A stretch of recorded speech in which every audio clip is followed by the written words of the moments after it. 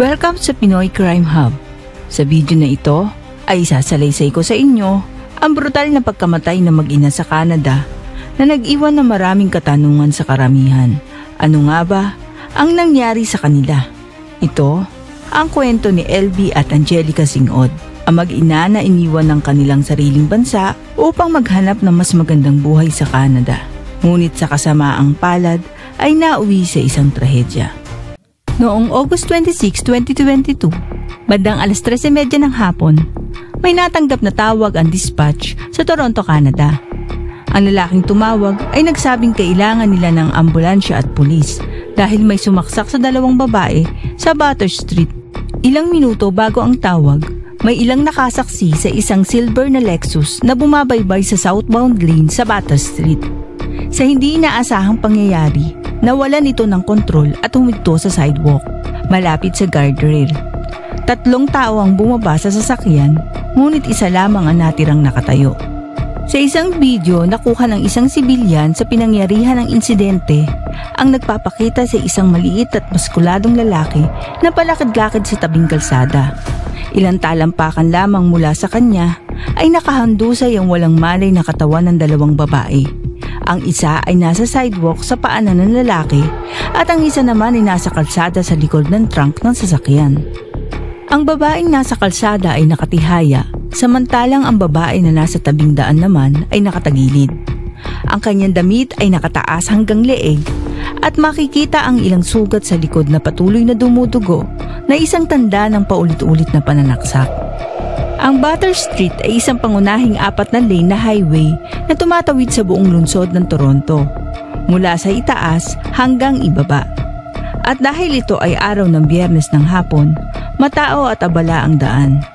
Maraming motorista ang huminto upang tumulong sa pag-aakalang isang aksidente lamang ang naganap. Ngunit agad nilang napagtanto na sadyang ginawa ang krimeng ito. Habang may isang lalaki na tumatawag sa 911, sinubukan ng ibang nakakita na magbigay tulong. Ngunit mabilis nilang napansin na ang lalaking naglalakad sa tabi ng 2 nakahandusay na babae ay may hawak na kutsilyo, kaya hindi na sila lumapit pa. Sa video, makikita ang lalaki na may sinasabi sa mga taong nagsisimula na magsipagtipon na sa isang punto, itinaas ang kanyang mga kamay sa pagkabigo, pero hindi malinaw sa video ang kanyang mga salita.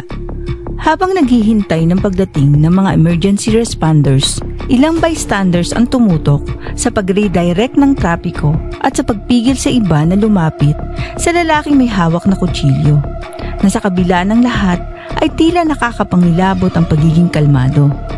Sa isang punto, naupo pa siya sa gilid ng guardrail malapit sa sasakyan na parang walang nangyari. Ang kanyang mga paa ay halos hindi tumatama sa lupa. Maya-maya ay tumayo ang lalaki at naglakad palibot sa babaeng nakahandusay sa tabing kalsada. Bago muling naupo sa guardrail, ilang talampakan lang ang layo.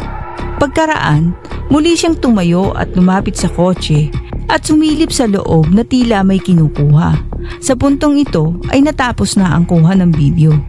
Pagdating ng mga unang rumesponding otoridad, agad nilang hinarangan ang lahat ng 4 na linya ng kalsada at dahan-dahang nilapitan ang lalaki habang armado pa ito ng kutsilyo. Mabilis siyang nadakip at dinala sa ospital upang gamutin ang bahagyang mga sugat. Sa kasamaang palad, sa kabila ng pagsisikap ng mga paramedic na maisalba ang buhay nila LB at Angelica, ay huli na ang lahat. Idineklara silang pareho ng patay sa mismong pinangyarihan ng krimen.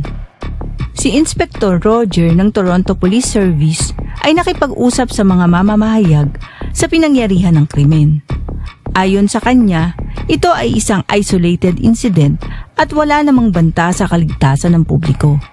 Hindi siya nagbigay ng maraming detalye dahil nagpapatuloy na ang investigasyon. Ngunit binanggit niya ang pagiging hindi pangkaraniwan ng insidenteng ito. Ayon sa kanya, kadalasan nakikita ang ganitong klase ng krimen sa loob ng bahay. Ang silver na Lexus ay kinumpiska ng pulisya at dinala para sa pagsusuri habang ang mga investigador ay nagtatrabaho upang ipaalam na ang nangyari sa mga kaanak ng mga biktima. Makalipas ang 2 araw, formal nang kinilala ang mga biktima bilang si LB Sigod, 44 na taong gulang, at ang kanyang anak na si Angelica na 20 taong gulang. Sila ay pinaslang ng ama ni Angelica na si Godfrey Sigod na 46 na taong gulang. Lubhang nabigla ang mga kaibigan nila LB at Angelica sa balita ng kanilang pagkamatay. Kilala ang mag-ina bilang mabait at matulungin na mga tao, palaging handang tumulong sa nangangailangan. Si LB ay ipinanganak noong taong 1977. Siya ay lumaki sa Pilipinas at kalaunan ay nagpakasal kay Godfrey Sigod. Ipinanganak ang kanilang anak na si Angelica noong taong 2001. Nagkahiwalay sila noong 2004 nang umalis si LB upang magtrabaho sa Hong Kong. Dahil sa pagbalik ni LB, natuklasan niyang may iba ng babae ang kanyang asawa at may isa pa itong anak. Si LB ay nag-migrate patungong Canada upang magtrabaho bilang isang personal support worker. Kalaunan, naging Canadian citizen siya.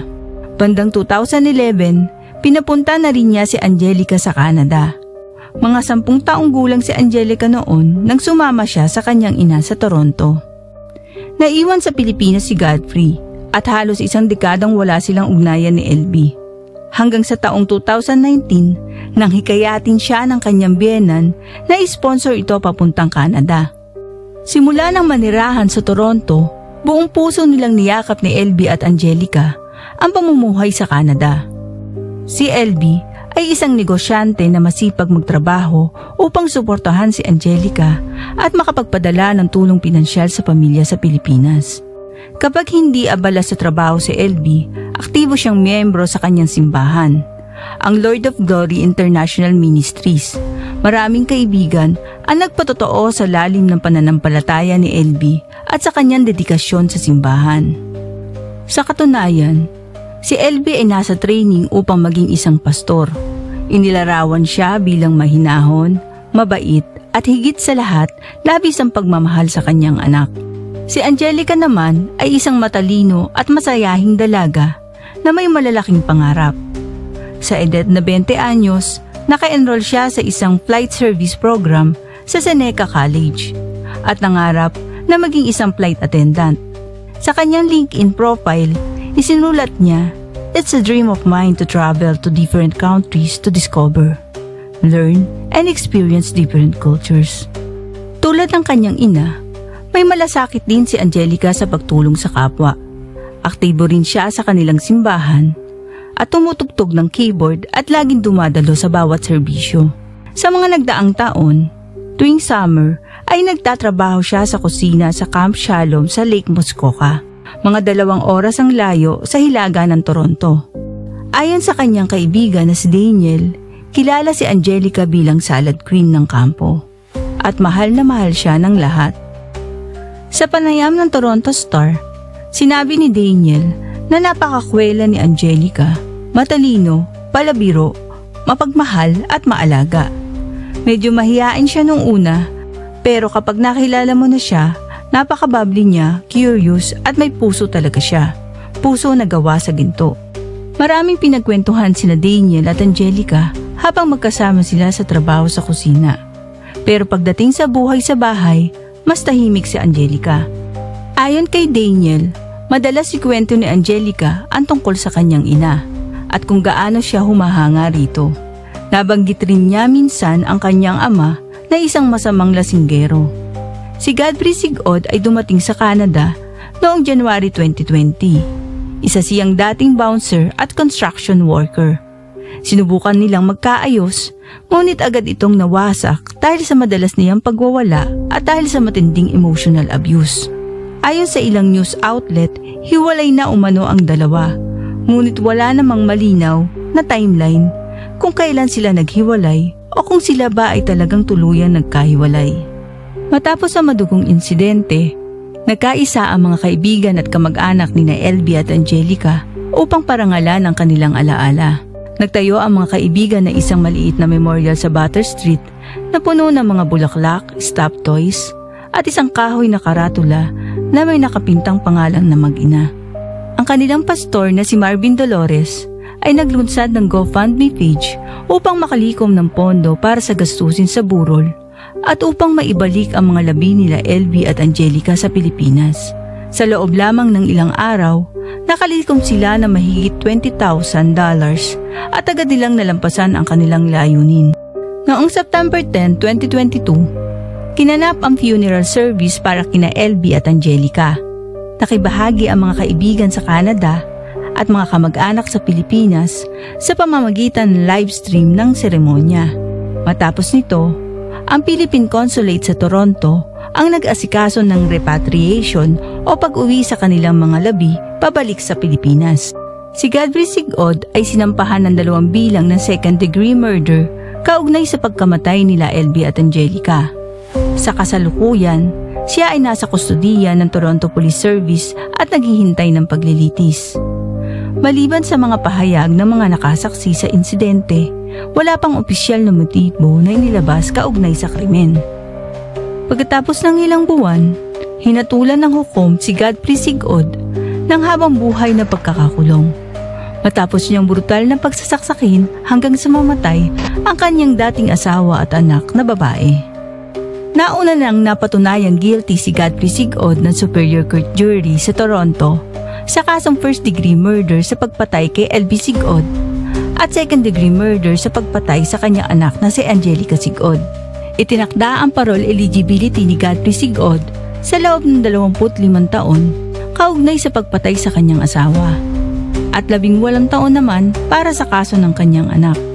Walang kasiguraduhan na makakalaya pa si Godfrey Sigod sa unang pagkakataon na siya ay maging eligible para sa parole matapos ang 25 taon o kung makakalaya pa siya kailanman. Ayon sa abogado ni Godfrey Sigod, kung sakaling siya ay mapalaya, agad siyang ide-deport pabalik sa Pilipinas.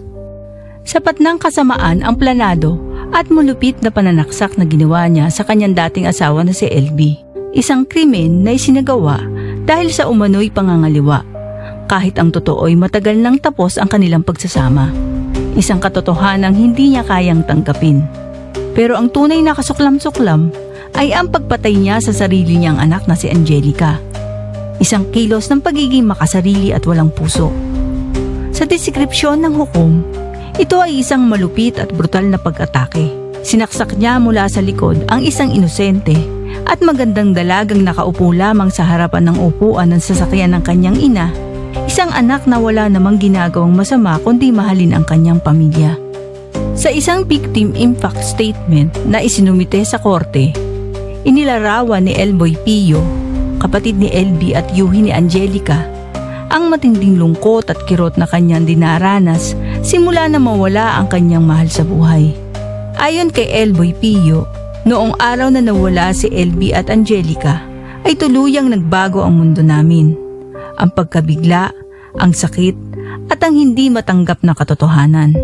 Ang alaala ng mag-inang LB at Angelica Sigod ay hindi malilimutan ng kanilang pamilya at mga kaibigan. Ang magagandang alaala na may halong pagkabigla, kirot at mapait na katotohanan na wala na talaga sila.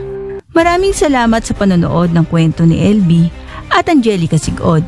Kung nagustuhan nyo ang video na ito, huwag kalimutang i-like, mag-subscribe at i-click ang notification bell. Hanggang sa muli, ingat po tayong lahat.